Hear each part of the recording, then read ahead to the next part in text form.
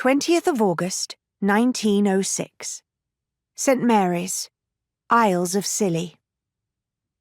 Lady Emily Scofield had become an expert over the years at blending into shadows, or wallpaper, or furniture.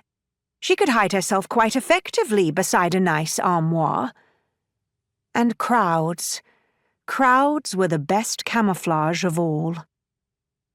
She tilted her head down a few degrees so that her wide-brimmed hat would not only shade her face, but also keep the beacon of her scarlet hair out of view of the cluster of gentlemen standing in a knot outside the telegraph and post office.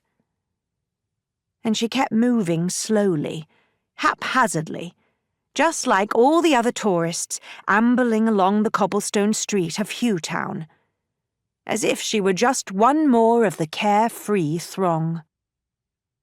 The note she meant to send to her mother in London weighed a stone in her pocket.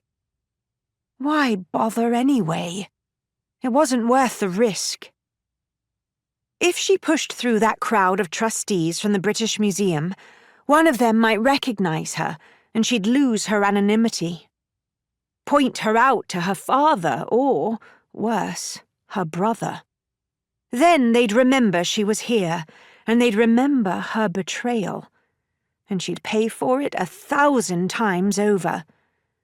No, better to let them forget her. They were good at that, and she at encouraging it. Being forgotten by the Scofield men was a far better alternative to being thought of by them. Her brother's thoughts inevitably left her with scars, emotional ones, if not physical ones. Her father shifted in the crowd, coming more fully into sight. He was laughing, booming out his mirth at something one of the other gentlemen said.